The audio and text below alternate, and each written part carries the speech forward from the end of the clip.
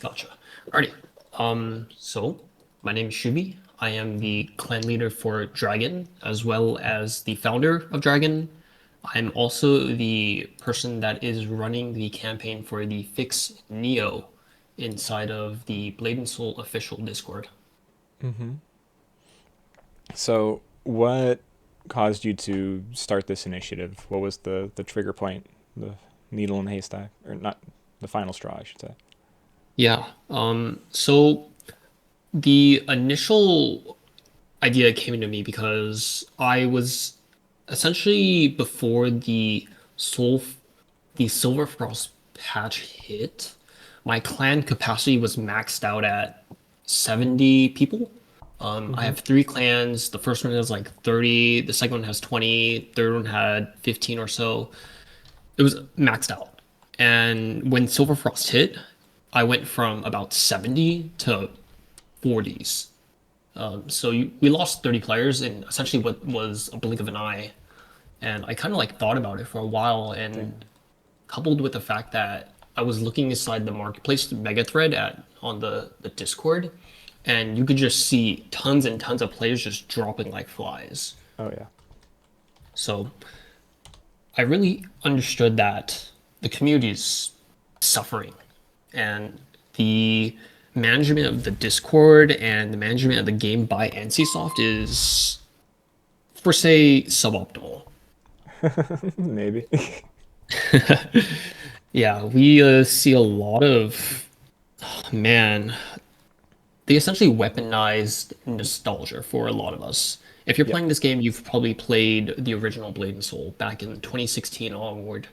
And what they're doing in Neo is essentially just monetizing your nostalgia.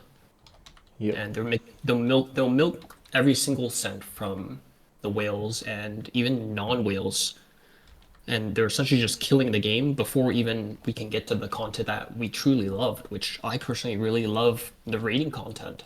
I played all the way from the release of the original all the way to Twilight Temple. I love raiding, and at this rate, there will be no raiding because the player base is gone. Yeah. I hear you. We do have them announced finally, and it there is some interesting stuff to go along with that, like the level requirements and things, which is going to be hard for new players when they or returning players if they try to come back won't even be able to attempt it for a long time and all that kind of stuff. So that's going to be Yeah, interesting, but I'm curious to hear because obviously this whole initiative was try to get more voices heard to make an impact on NCSoft to say like, hey, like there's a whole lot of issues with this game. If it's meant to be something that, as you claimed many months ago, is meant to go the distance, like this is what we want to see. This is what players' sentiment is right now. So unfortunately, I wasn't able to attend the meeting on Sunday that you guys held, but I yeah. understand that you are in the process of editing or maybe just finished editing a video to kind of take the main points around that. I was wondering if you can give a quick synopsis or maybe your thoughts on how that went. Gotcha. Yeah. So the full video of the first town hall is actually located on both my Twitch, which it eventually, as all Twitch VODs do, expire. Mm-hmm. And I've also downloaded the VOD and uploaded the video to YouTube, which you can find at Force Master Shuvi, something like that. That was Yeah. before I was a warlock, so take that with a grain of salt.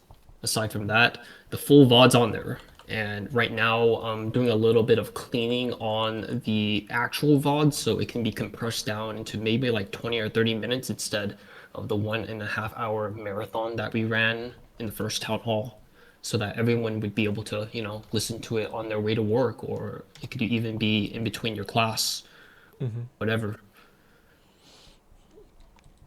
And how did that kind of go? What were the main points that you feel are things that are actual actionable items that NCSoft could do right now?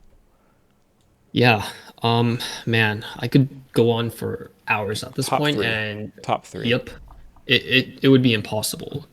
But I'd say that the main things that were introduced during the town hall was that one, progression in Neo is high near impossible for a free to play player, and they make such unreasonable RNG mechanics that the player base is giving up. We see that in a lot of forums, such as the gatekeep on purple books, because purple books in general, it's a hot commodity. And even getting a purple book from transmutations is only a 20% chance. After that 20% chance, you then have to roll another 10% chance of getting the correct book that you would like, given the fact that it's not even a book that you have to stack. Players are dropping like flies, and it gets only worse the further into the game that you get. Your Mystic badge, once you get it to the next level, it's gonna cost you 50 gold per tap. And that's at a 30% rate, and it gets worse and worse. Personally, I've tapped my Mystic badge 19 times and pitted it all the way to level 10, and that was not fun. You're talking about the virtuous or the sacred? Virtuous. The virtuous to damn. That's a chore and a half to go. That I'm sorry you had to go through that. That's crazy. Yeah. Essentially, that was the number one complaint. Right. So too much RNG Progression, and progression. The progression issue is number one too that I see difficult. here on the dock. Exactly. It seems as well. Okay. What's No, number two? I'd say number two would be the lack of communication from NCSoft, Mm. especially when it comes to managing one of their most beloved names. The game has disappointed the community a couple times, and we've responded in the Discord vocally, and Mm-hmm. it's always just not met with what we deserve. The current battle pass Mm-hmm. is I believe it's a 2,000 gem battle pass or 1,500 gem battle pass, Both are and 2K. Yeah. that is going to give you two attempts at rolling a legendary card at a 10% rate. And there's no skill book selector. It's There's the important that there's the skillbook pages that they do give you, but it's not the same as like a correct legendary because attempt. Yeah. the skill book pages must then be rolled Mm-hmm. into a purple Yep. book, and then not only do you have to roll it into the chest, you have to roll it into the correct spec, which Mm-hmm. is asking for a miracle. Mm-hmm. Then they kind of just spit in your face by locking a purple selected book behind F10 by the Hajun box. The Hajun box, you would have to spend around 18,000 20K. gem. Yeah, Yeah. 18, 19, 20,000 gem. And that gives you a chance for a legendary book. Or if you fail all three, I mean all four, then it'll just give you a purple selector. So you're essentially paying Mm-hmm. what is the equivalent of $200 USD for a selector book, which would typically cost 1,500 gems. Yeah. In fact, the big concern that a lot of people have addressed with the most recent Hajun's box is the fact that if you do hit that legendary, it's a bound legendary. So if you happen to hit the legendary and then not get the spec you want, not only are you left with three pages, purple pages that you can't do anything with because they can't combine with the normal stuff, but then you're also left with a useless legendary that is effectively one legendary page to you, all for the cost of 20k gems. Correct. Yeah, Yeah. it's a giant spin in your face to the player base, and people Mm-hmm. don't like the game because they're not giving the NCSoft isn't giving the players the resources that they need to succeed. Mm-hmm. And I have so many clan members that are doing suboptimal damage because they don't have the purple books that they need or the extra Mm-hmm. 6 stacks it would give them. Mm-hmm. Mm-hmm. Especially given the fact that skill book stacking is furthermore incentivized by having a 48 GM mastery on a skill, Mm-hmm. and that gatekeeps a ton of your DPS. Examples to be Destro, Warlock, Blade Dancer. A lot of these classes have huge bonuses by getting these purple books, yet NCSoft is gatekeeping it under thousands and thousands of gems, aka hundreds of dollars.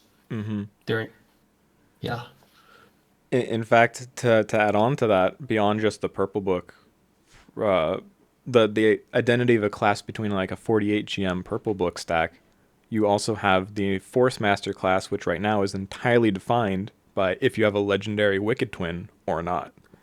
Meaning Right. your entire usefulness as a class character in comparison to the rest of the people in your class is defined by having a legendary book. Yeah, exactly. And that's actually tying into the third point here. Mm-hmm. The third point that people brought up inside of the town hall was that playing Neo isn't fun because all of your utility and mechanics and CC are gatekept under books. However, if you decide to spec into that utility, you immediately lose potentially 6% of a damage on a skill. Mm-hmm. It's ridiculous because I'll have parties of Force Masters and I'll go into Nexus and we will fail to KD just because a Force Master doesn't spec into CC. They don't Yeah. spec into P. They have 72 stacks of Ice Rain and they deal 20k DPS. Mm-hmm.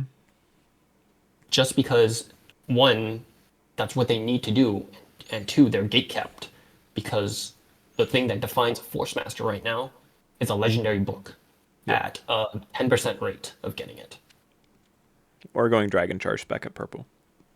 Correct. Yes, that is also a viable option. But also, the problem with even going these optimal specs is that it's expensive. At the start, when Warlock came out, one of these Dragon Call purple books costed 30k, maybe 20k. And it got worse and worse until it's finally, excuse me, right now, it's finally hovering around maybe 10,000 DG for a purple book, which is still way above what people should be paying. Mm-hmm. If there was a selector in this battle pass as well as the second battle pass, that's already 12 GM worth of purple books. Or to a new player, it's their whole identity to even clear and get into the door for Ashra and Kengen and maybe even Nexus runs. Mm-hmm. It feels to me like a lot of the problem with communication stems around player expectation not meeting company expectation of where people want to be in the game at what time. It oftentimes feels like NCSoft has this idea for the game lasting years, and they want players to play this game like a second job for years in order to reach where they want to be and maintain that spot for perpetuity. Whereas a lot of players seem to say, well, I don't want to play this game for years if I can't do the most recent content that comes out within a month or two of it actually coming out. I personally am fine with the idea of like, oh, Yeti comes out, I can't do it day one. And I think a lot of people are kind of okay with that, minus the big whales who spend a ton of money and Right. should be able to do that already. But a lot of players do want to be able to see that their player can progress in, a week, 2 weeks, 3 weeks. And it seems like NCSoft's idea is no, it should be like a month, 2 months, 3 months. And that kind of disconnect causes a lot of issues, especially when the players and the company don't agree. Yeah, there's a huge performance expectation gap here Yeah. between player base and NCSoft. And it's very frustrating because NCSoft is dumping essentially half a year's worth of content in maybe a month or two for NA. Mm-hmm. The content that's been out in Korea has been slowly trickled down into their system, while Mm-hmm. Neo for NA and EU, it's kind of just shoved down our throats in order to essentially monetize and buff their revenue. Mm-hmm. Because these whales are going to whale because they want to clear their brand new content. Yeah. Um, so to this entire end, I guess it's this idea of like, well, what is the next step forward? How can people go about this? But that's more of a question for a different kind of video. I would think that that's basically what this Yeah. entire town hall was for, and I'm sure people can watch the either the entire VOD of the town hall to see where you guys kind of ended up, or whatever edited format you end up finishing with. It sounds like you're hard at work there. I did want to go a bit into the statistics you ended up pulling with your survey before kind of Of closing this course. out, just Yeah. to kind of see, because I know you pulled a lot, and we have some charts here, and I also did a little bit of extra filtering my own. But we had uh, basically 100 and looks like 7 or 8 players actually answer this survey. 106 is what I show here. Yeah. Mm-hmm. So for that data specifically, straight out of Qualtrics, so TLDR Qualtrics is a HR information gathering system. Mm-hmm. It's a survey. And I've filtered and cleaned all of the data, and the initial amount of responses I got on the survey was approximately 147. However, data that is less than about 60%, 50% is always going to be disregarded because that could skew all the data, the whole entire data set. So everything's been cleaned and properly translated into numerics, such as the Likert scales for the questions. It's all completely cleaned up, and it was nice, neatly packaged to give to Ronan himself to share with NCSoft. So this Mm-hmm. has been a delivered item that I've already given to Ronan. It's been about a week now. He said he'll get on to putting it into his report, and so hopefully I do hear back from it. Some of the stuff that was Like, mentioned in the survey or that players brought up revolved around some content that we now know existed. And I forget whether or not the survey stopped before we knew about like the raids that are going to happen in Korea and all that kind of stuff. Which we this poll closed on the 22nd of October at approximately 1 a.m. okay. So that was I think that was yeah, after the like KR announcements. like the day that the KR announcements Yeah, kind of came out. So most of the people answered the survey without knowing what we now know with the whole raids coming out and expanded systems and whatever else. So things related to that can maybe or maybe may or may not have changed. It seems to me like a lot of the people who answered your survey kind of pool around the mid 60s level around that time, which seems like is probably the level you'd expect like a standard player who grinds every day and maybe has a bit of investment in the game to be. It does seem to cut out a lot of people who uh, either are new players or are returning players who haven't played since, let's say, Moonwater, for instance. There are some people representing like the lower 50s, lower or high 50s, low 60s.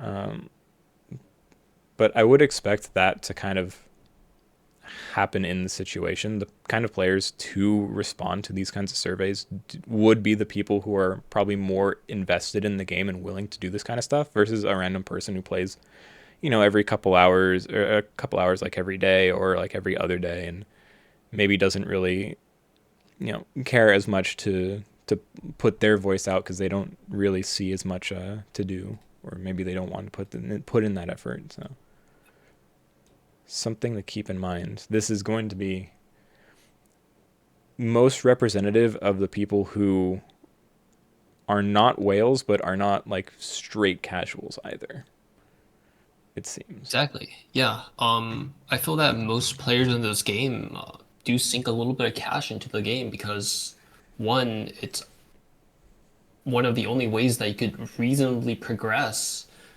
because farming for hours every day is unfeasible given that you have a job or you Mm-hmm. have a family or you have school Yeah. because that's what the current population is for Neo. We're not Mm-hmm. kids anymore. Everyone's grown up because this is a game that we played while we were younger. Yeah. Everyone's in their mid 30s, 40s, maybe late 20s, depending on the age you were and when you got into BNS Live.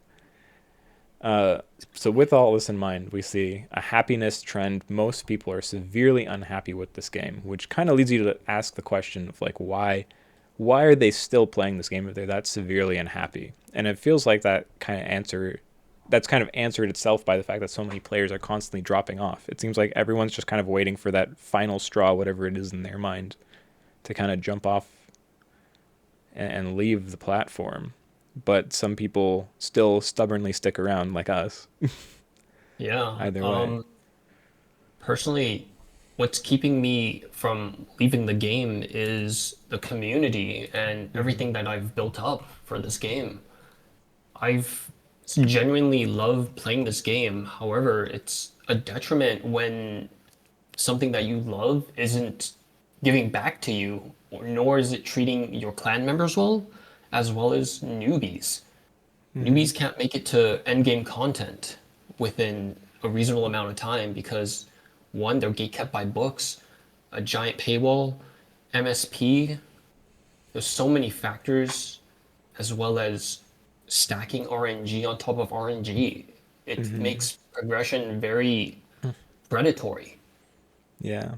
I've had a few new players show up in my Twitch streams from time to time, and the ones that I see still stick around are the ones who are excited to like hit their next progression point or hit this or that. Um, but it is very few and far between. It's maybe a handful of people that I've seen be like that. Most people are not that same way. A lot of times, and if I see someone come in and I see them say like, "Hey, I'm new to the game. I'd like to ask about this or that," we'll talk about it on stream, and then I'll probably never see them again.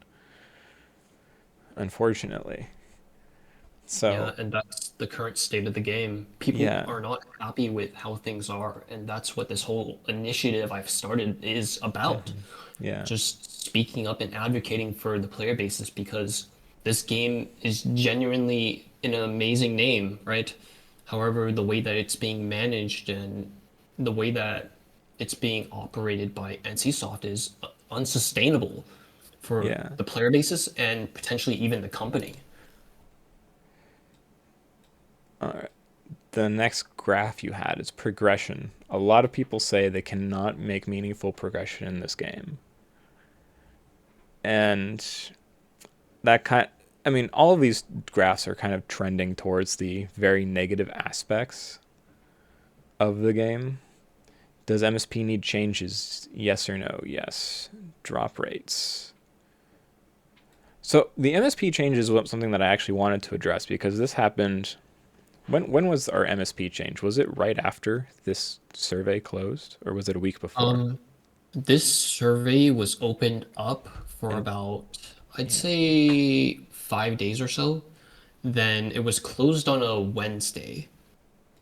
The changes to MSP were live, so there were level 70 mobs. yeah, However, when people were killing the level 70 mobs, they noticed that it would be no better than killing level 60 mobs mm-hmm. because one, level 60 mobs have lower HP, so it doesn't take a whole minute to kill essentially what is dodging every single one of your skills. Mm-hmm. And two, it literally was giving less EXP. There's a chart that I can give you which actually displays the amount of EXP. So Mm-hmm. I'll go ahead and give you that right now. I'm not sure if you have this already. I probably haven't looked at the chart, but I know that EXP from level 60 mobs is actually better for you until you hit, I think, level 71 or 72, at which point it starts evening out and then trending towards 70s. But even then, the amount is not nearly as much as you would want to see. But yeah, so the MSP changes were live. People still said that there needed to be MSP changes. I personally thought that the changes they did were good. They were definitely a step in the right direction. Still see problems with it since the level 70 mobs they put in are few and far between, and you're just going to have everyone kind of culminating there eventually anyways, the same way that we had everyone culminating in the 60 mobs without enough 60s, a couple weeks ago.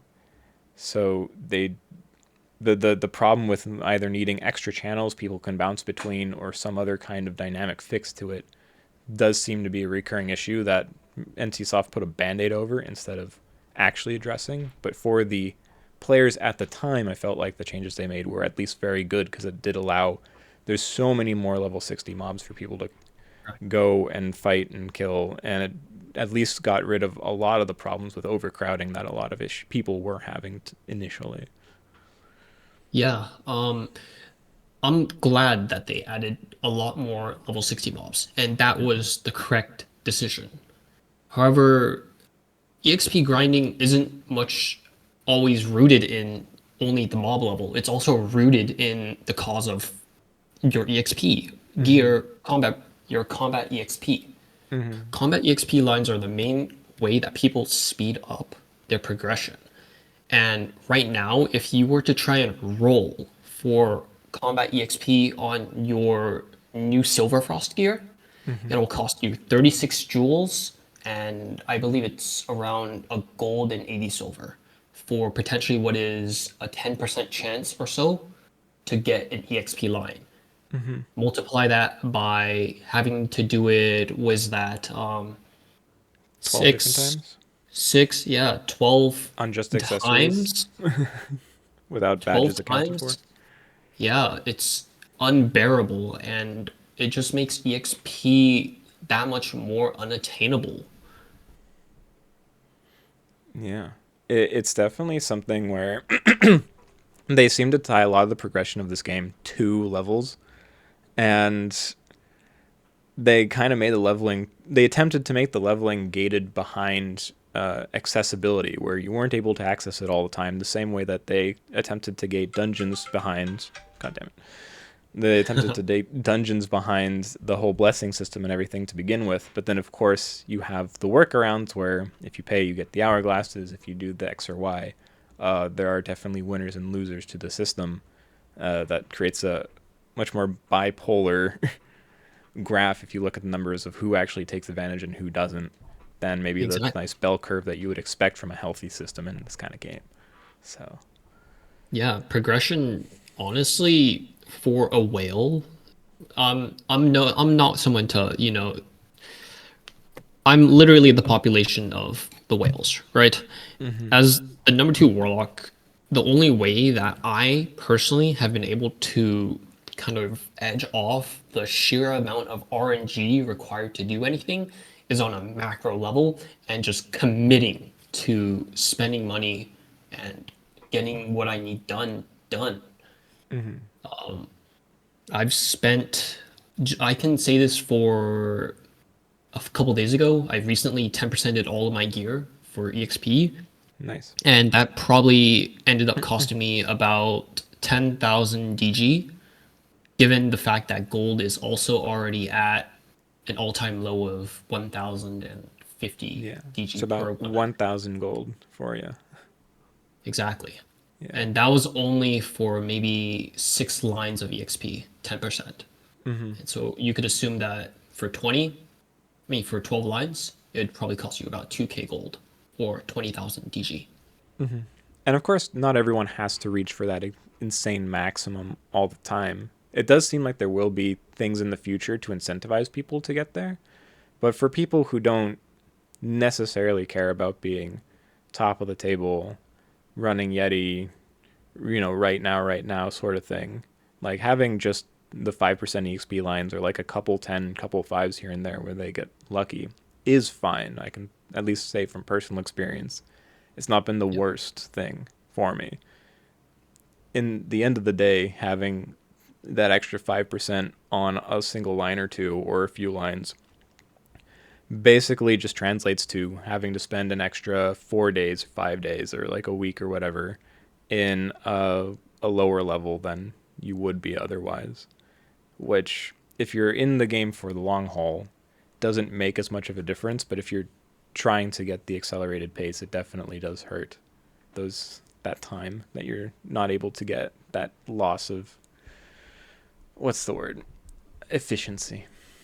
Yeah, EXP is exponential in this game. Mm-hmm. And there's currently a soft cap at, I believe it's level 74. The amount of EXP that's required to level up is so ridiculous that it's an almost unattainable goal for the common player base. Mm-hmm. And with And we can expect that the free to play players, you're not going to be seeing end game content for what's essentially, if you don't spend every day 6 hours a day on the game, you'll probably won't see it for months. Probably. And that kind of makes a bit of an issue when you have these big raids coming that we know are coming, and they have a level 75 or maybe even 76 level entry point where you have to be level 75 or 76 just to do the raid. Yeah, they And that's going to gate a NC lot of Soft. people out of even attempting to be able to do the content. Yeah, and it's also what drives away a lot of the player base. It's Mm-hmm. just such an unattainable amount of grinding that it's just makes them quit. Just recently, we've seen two well-known players leave the game, um, well-known in the community, and it's sad to see all these people leave that have been playing the game from the very start. Mm-hmm. Yeah, and we see a lot of this kind of trending along with the other stuff you're showing. The event quality being the most obvious. The I think the thing that really hurts the Western audience the most is the fact that there's always Korea to compare it to, and it always seems like they have the preferential treatment compared to what we want. Now that could always be grass is greener sort of scenario, but it does oftentimes feel like Korea ended up getting more events with a longer span of time as well to be able to take advantage of everything. Whereas in the NAEU side, while I fully support the idea of them accelerating the pace to try and catch up to Korea, I think it's great to have global be on the same page as KR, or at least like maybe a patch behind if you need time to translate whatever. It definitely didn't come with an accelerated pace of events and gearing and all the kind of resources you would require in order to match that. I think that's probably why a lot of people have this idea of like the event quality is such shit. Especially when I've talked with people from my chat personally who have played in like JP or Taiwan servers, for instance, and they are getting the same events that we constantly get, plus more. I think it was a couple patches ago. We had, a new Hajun's box. We had some like dungeon carry thing or something, and like maybe one or two other things. The gold boss from Sundered Nexus, and then some dude came in from Taiwan. He's like, "Yeah, so we got all those, but we also got this other event that allows you to like get 50 purple pages, so you can attempt at a legendary book if you like run Asura every day, sort of thing." Or like Japan had something like that too, and they have like one or two of those thrown in as well. And then everyone from NAEU can look at that and be like, well, why are we not getting that at all? What's going on Yeah, here? exactly. It's very difficult and I can play devil's advocate here. It's definitely really difficult for NC West to have any leverage over their own game. Mm-hmm. And I understand that. Um, it's hard to manage a game that's been solely based out of what is essentially a completely different population of players. Korean MMORPGs are well known for their excessive amount of RNG, and Mm-hmm. Koreans are fine with it because a lot of them work day in, day out, day in and day out to get the money in order to actually whale. But for the American population and the EU populations, this kind of style and strategy is not viable to most of the player base. For every one whale there is on the NA server, there's maybe 50 players. It's very rare that I go into a dungeon and I see another whale in the party.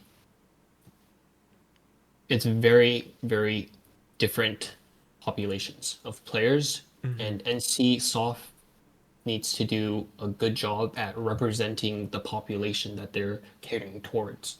Because at the current moment, Blame Soul NA is literally on hard mode. That's fair. And that's where we see the end game chart as well. A lot of these people, like I said, going back to the population data we had out of 106 players, 26, it looks like 25, 26 of them were above level 70 at the time of recording, and yet we still had, what was it? Only about 16 players reasonably able to do Nexus and Yeti. We had one person say, "I can clear endgame content," and then 15 other people respond as with a 4 out of 5. Yeah, it speaks volumes. And this was already maybe 2 weeks after the Yeti patch. Mm-hmm. Uh, All right. there's, man, there was one other topic, and that was the introduction of a pity system for books. Because, Mm. when players spend day in, day out grinding Ajra and Kenningen and getting maybe 30 green book pages, Mm-hmm. and when their favorite part of the game when transmuting green a a Blade Souls player's favorite part of the game when transmuting blue books is transmuting all green books. And the same thing can go for the purple books. When you transmute purple books from your blue shards, you're not you're probably not going to be hitting the purple book. You'll maybe hit 1 out of 10, and then you're getting another set of 9 blue books. Mm-hmm. And this gets worse with potentially the legendary book. I tried, I believe, 8 times, and I did hit successfully on one, which is above odds. But we have players that have attempted 53 times or so. I saw some crazy numbers in world chat, and it was like 0 and 53, 0 and 70. Oh, and There has 70 to is be crazy.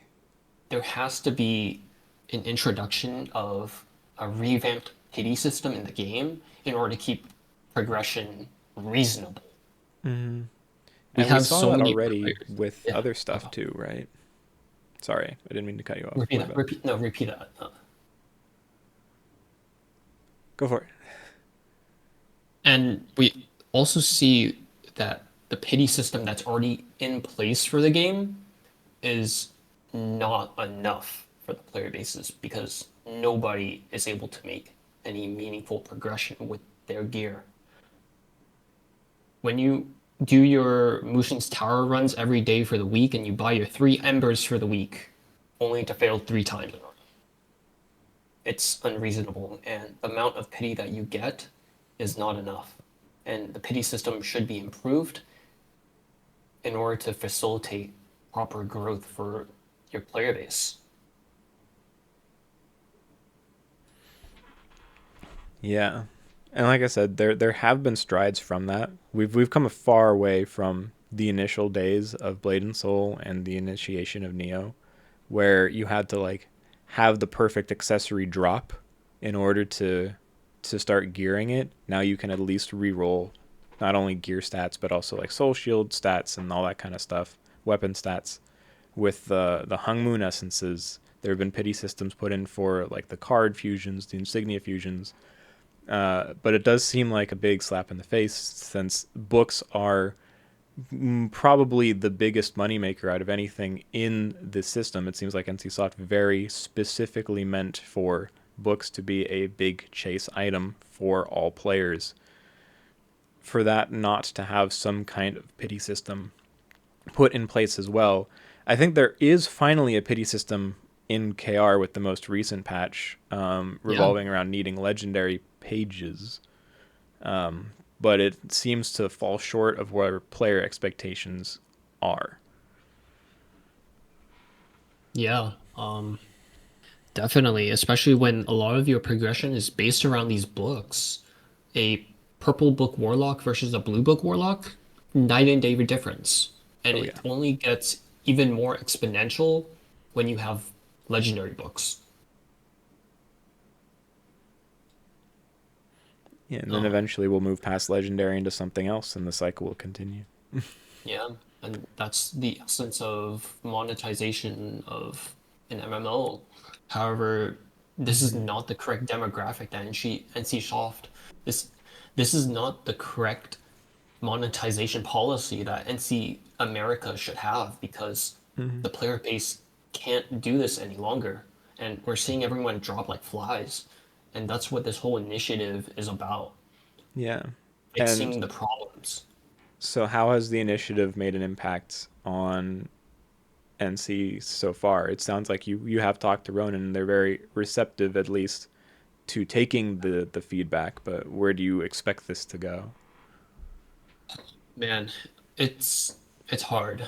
Um, as someone that's been the organizer for this, right?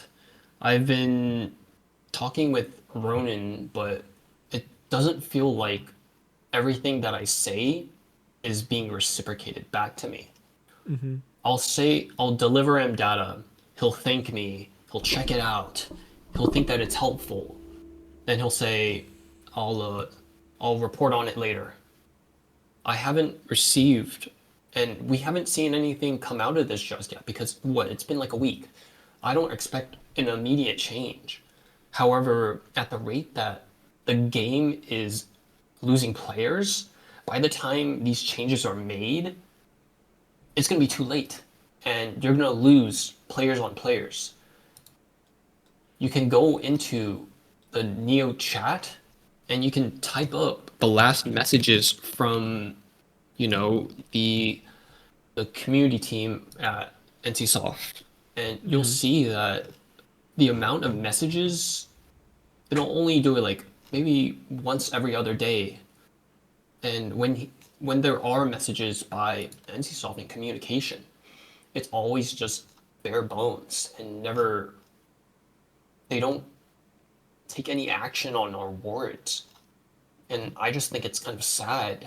So that's what I'm here for. I'm advocating for the population. I'm trying to set something up so that hopefully everyone's able to shout loud enough to save the game. Because I would like to eventually make it to Vortex Temple, Twilight Temple, and all these other fun raids that what made Blade and Soul fun. Mm-hmm. And to be fair, I do want to put it out just as a quick point. I'm sure you're already aware of this, but for a general audience that might be watching, is that oftentimes players know exactly what they want, but they don't know how to implement it. There are lots of instances, and we see it in games all the time, where there's a ton of community feedback given to a company that isn't just put into the game one for one with what the community feels like needs to happen for either business reasons or game health reasons or some other kind of thing that's happening that maybe the players themselves or the general sentiment might miss, right? So Yeah. while it's understandable to be mad that there aren't, proper events, there's maybe a problem with the skill book system or other mechanics in the game or things with how the game interacts with people in general. Just because you think you have a fix doesn't mean that it's necessarily the right way to go about things for the general game health, right? Yeah, exactly. And So that's what that's the like the controls are about. important thing to note is like it's important to be able to look at what NCSoft has done, is doing, and what the complaints are, and say, well, has this addressed these complaints? What was this meant to address, and does it do it properly, or at least somewhat? What could be done better? What maybe just is completely ignored? And I think that's one of the big reasons why, especially we in the West, have this huge delay with maybe having our voices heard because we might give feedback, but of course our feedback is a month or two behind what Korea is already getting, and they're the ones making the game. And then NC West doesn't have any real say right now. I've got to say Yeah. in how this game is actually made. They maybe have a hand in what events can happen, what items we can get, but even that is heavily restricted by KR. So that lag time and also that just disconnect of player base versus player base will end up causing a lot of these issues to feel like they go unheard until maybe you look back in the looking glass many months or weeks prior and see like, are these concerns that you had at the beginning or at this time, were they addressed sometime later, you know? Yeah. These issues, man, it's hard to get real solutions to these Mm-hmm. these issues, and that's what the town halls are for, to Mm-hmm. gather community input and matching of a, essentially what is a text box to a face. Mm-hmm. And I've received a lot of really insightful ideas from the player base itself during the first town hall, Mm-hmm. and there was a lot of really good suggestions. But getting these suggestions put into an actual like form of fix to the game, it's incredibly difficult for not only NC West, but man, it's hard to actually get these changes done to the game because the amount of leverage that there is.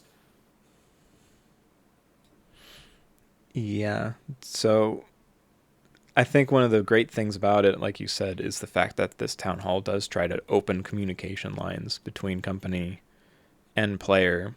And at least in my own personal talks with Ronan, he does want to do more things to encourage this kind of thing. I think I saw sentiment that it's terrible the fact that you as a player had to try to organize this. This is something that the community or the company, sorry, should be doing by themselves. And I do agree to a point. Like obviously there's restrictions to how much a company can actually interact with its player base versus how much they actually have to spend the resources on making the game and running the game. And of course, NC has a bunch of other IPs that they're also running and dealing with and new launches, and it could also just be that, their mind is somewhere else and Neo's kind of an afterthought right now that they've just put on the back burner, which is unfortunate, but a potential possibility. But the fact that you're leading the way to open this communication, I think, is deeply appreciated by the people at NC Soft who maybe it's, would have been their job to do this. And hopefully we can see just more stuff kind of opening up in the future, either at the head of your initiative or someone else's, or NC and Ronan and them all over there. So I absolutely appreciate the fact that you're doing all this and putting it together in a consumable format for people to kind of look at and analyze and make judgments about. Of course, yeah. Community is what I live and breathe, and this is not my first rodeo on managing, communities. Just having fun is the end game of is the main objective of the game.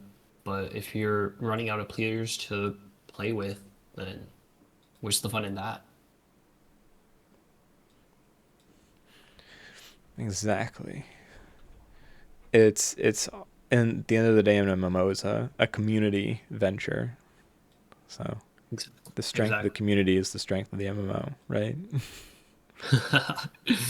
Uh, Well, I appreciate this. Are there any like maybe closing thoughts you want to put out, or if not, I have a fun question for you to answer before you go. um, yeah, there's one thing. There Yeah. will be one last town hall Okay. on the Sunday upcoming, so November 2nd, Okay. Sunday, and this will be hosted at 6 p.m. PST, aka 9 p.m. EST. It's also posted once again inside of the Neo discussion forum. It's titled Fix Neo. It's as obvious as it can get. I hope to see a exponential amount of people because the last turnout was about 50, which is already incredible. And so if those 50 people can bring another two or three, that's a lot of leverage. And I Mm-hmm. really do hope that the turnout for this one is even better, as well as I have invited Ronan to join the call as well. Hopefully, he does give me a response on that because it's the community and he's, of course, the community manager. I'd love to see him there. All right. Let me see if I can get that thrown up here. Yeah, So we got there's a lot of it. the There's gonna be a second lot of town hall. editing, man. I'm terrible at fucking typing, dude. You're good, dude. Ooh, Second town hall, November 2nd, 6 o'clock p.m. 6 p.m. PST.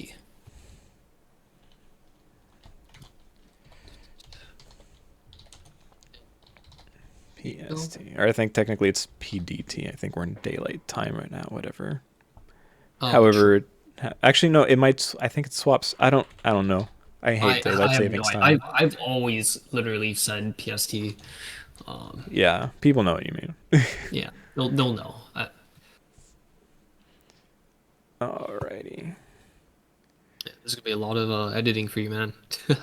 I mean, I'm not Hopefully going to edit we. a ton of it. I'm just going to go through and cut out some stuff. So, with we that in yeah, mind, I have one last question for you to wrap up everything before I bid you adieu and I'll close this out. of course. Uh, if you had one single change that you could make to Neo, what would it be right now? Oh man, this is a difficult question because this isn't coming from a selfish perspective. More so, it's coming from what the community needs, and what the community needs is better transparency. There needs to be better coordination between the player base and NCSoft, and there needs to be a lot more.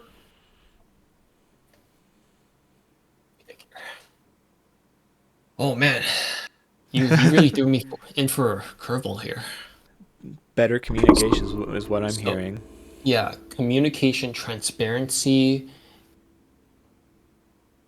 yeah, and the game needs a lot more transparency, Okay. communication, and essentially NCSoft has to love their game because right now it doesn't feel like they love the game and they're just using it as essentially what is a money funnel.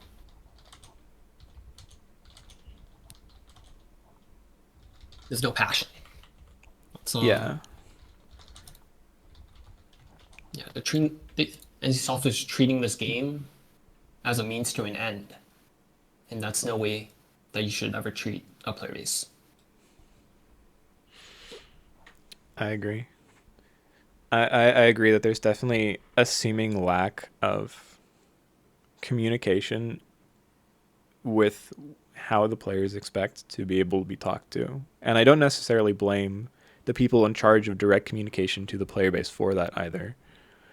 Yeah, I can't speak personally to everything going on behind the scenes, but every single time I talk to a community manager or someone who's employed there at NC West, they always seem like they're so up and excited about the next thing to come or the next thing coming for the game, what they can try and do, what they want to see for it. But there does seem to be a disconnect with those who are passionate about the game and what can actually be done by them versus people who might not share that same initiative or sentiment. exactly. So, Yeah, the struggles of the game is only known to the player base and the mm-hmm. developers most likely not because they probably don't play the game. Mm-hmm. All right. Well, thanks so much. That was a very fun time to go through. I appreciate it, man. Yeah, no problem, man. It's Yeah. I love doing this kind of stuff because if no one's gonna speak out about it, it's gonna continue.